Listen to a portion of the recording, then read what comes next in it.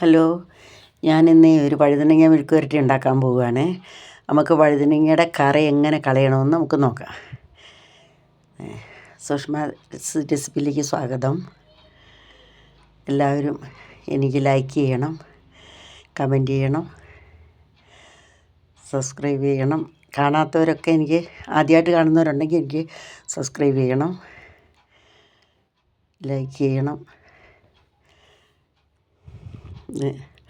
ചെറുതായിട്ട് അരിയണം. ഇതായിട്ടിങ്ങനെ കണ്ടില്ലേ, ഇത് ചെറുതായിട്ട് അരിഞ്ഞെടുക്കണം. അത് ഞാൻ മഞ്ഞൾപ്പൊടിയുടെ വെള്ളത്തിലേക്കാണ് ഇടുന്നത്. വഴുതനയ്ക്ക് നല്ല കറയുണ്ടാവും. ആ കറ പോയെങ്കിലേ നമുക്കത് ഉപയോഗിക്കാൻ പറ്റുള്ളൂ നല്ല, അല്ലാതെ ഉപയോഗിക്കാം. പക്ഷേ എല്ലാവർക്കും അത് പറ്റത്തില്ല.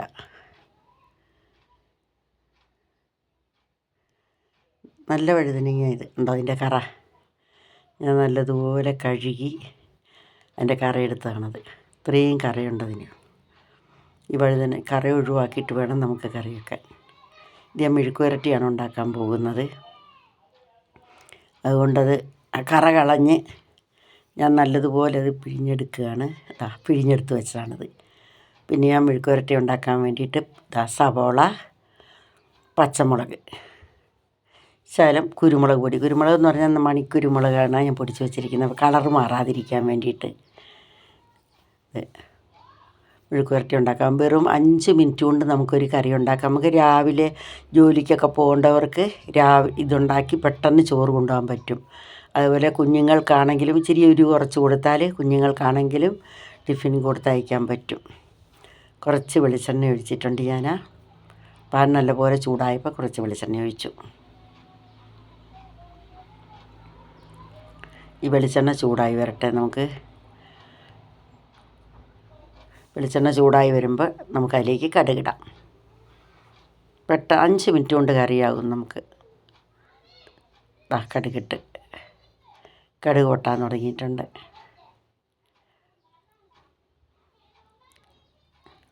നന്നായി പൊട്ടിത്തീരണം. ഒരു കടുക് പോലും ബാക്കിയുണ്ടായത്. ചിലപ്പോൾ നമ്മൾ കടുക് പൊട്ടാതൊക്കെ വന്നാൽ ആ കടുക് കടിക്കും. അതുകൊണ്ട് നന്നായി കടുക് പൊട്ടിയതിന് ശേഷം മാത്രമേ നമ്മൾ മറ്റുള്ള സാധനങ്ങൾ ഇടാവുള്ളൂ.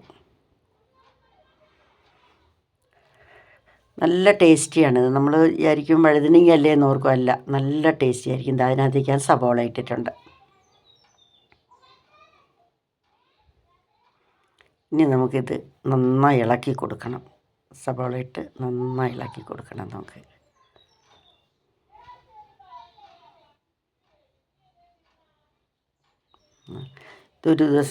ഒരു വിധം നമുക്ക് നല്ലോണം വഴന്ന് വരണം. ഇത് രണ്ടും കൂടെ ഇട്ട് കഴിഞ്ഞാൽ നമുക്ക് ഒരേപോലെയുള്ള മൂപ്പ് കിട്ടത്തില്ല. അതിനാണ് അങ്ങനെ ആദ്യം സവോള ഇടുന്നത്. വഴുതനയ്ക്ക് മൂപ്പ് കുറവാണ്. ശകലം ഉപ്പിട്ട് കൊടുത്താൽ പെട്ടെന്ന് നമുക്ക് വഴുതനങ്ങ മൂത്ത് കിട്ടും. ഇത് സവോള മൂത്ത് കിട്ടും. ശകലം മഞ്ഞൾപ്പൊടി ഇട്ട് ചെറുതായിട്ടൊരു കളർ കിട്ടാൻ വേണ്ടിയിട്ട്. അത്രയും മതി.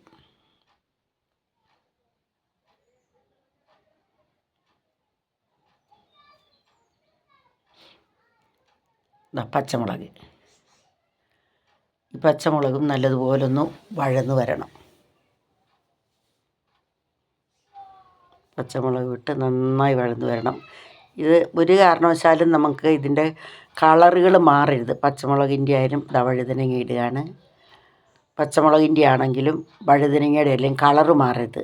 അത് നല്ലോണം വേകുകയും വേണം, നല്ലോണം ഉലർന്ന് വരികയും വേണം. പക്ഷേ കളറ് മാറുകയും ചെയ്യരുത്.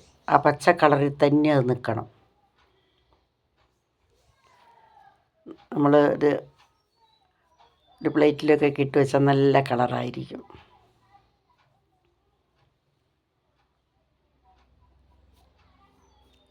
വഴുതനങ്ങ നല്ലപോലെ വാടി വരുന്നുണ്ട്. 5 മിനിറ്റ് മതി ഇതിന്. നമുക്ക് പെട്ടെന്ന് രാവിലെ ജോലിക്കൊക്കെ പോകേണ്ടവർക്ക് ചോറിന് കൊണ്ടുപോകാൻ പറ്റിയ നല്ലൊരു കറിയാണ്. ഇതൊരു അച്ചാറും ഉണ്ടെങ്കിൽ നമുക്ക് ഉച്ചഭക്ഷണം ശരിക്കും നമുക്ക് ഓഫീസുകളിലൊക്കെ കൊണ്ടുപോയി കഴിക്കാനൊക്കെ നല്ല ഇതാണ്. കണ്ടോ, നന്നായി വെന്ത് വന്നു തുടങ്ങി. നന്നായി കണ്ടില്ലേ? ആ പച്ച കളറിൽ തന്നെ ഇപ്പോഴും അതിൻ്റെ ആ തൊലി ഭാഗമൊക്കെ പച്ച കളറിൽ തന്നെ ഇരിക്കുന്നുണ്ട്. മറ്റേത് ഇതിൻ്റെ കളറും മാറും. ആ കളർ അങ്ങനെ മാറരുത്. അതാണ് അതിൻ്റെ ഒരു അതിന് നല്ല ടേസ്റ്റുമാണ്. ഇതിന് നല്ല ടേസ്റ്റുമാണ്. ഇനി നമ്മൾ കുരുമുളക് പൊടി ഇട്ട് കൊടുക്കുകയാണ്. കുരുമുളക് പൊടി ഇട്ട് പിന്നെ അധികം നേരം നമുക്ക് ഇളക്കേണ്ട ആവശ്യമില്ല. ഇപ്പം തന്നെ നല്ലോണം വെന്തിട്ടുണ്ട്. ആ പച്ചമുളകിൻ്റെ അതിൻ്റെ ആ തോലിൻ്റെ കളർ മാറിയിട്ടില്ല. വഴുതനങ്ങയുടെ ആ തോലിൻ്റെ കളർ മാറിയിട്ടില്ല.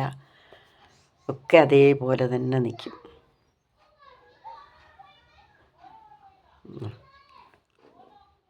ഇതാ ഓഫാക്കി. ഞാൻ ഒരു ബൗളിലേക്ക് ഇട്ടിട്ടുണ്ട്. കണ്ടോ അതിൻ്റെ കളറ്? നല്ല ടേസ്റ്റിയാണ്. അതിൻ്റെ കളറൊന്നും മാറിയിട്ടില്ല. അത് നമ്മൾ വഴുതനങ്ങയുടെ കറ കളഞ്ഞെടുത്തത് കൊണ്ട്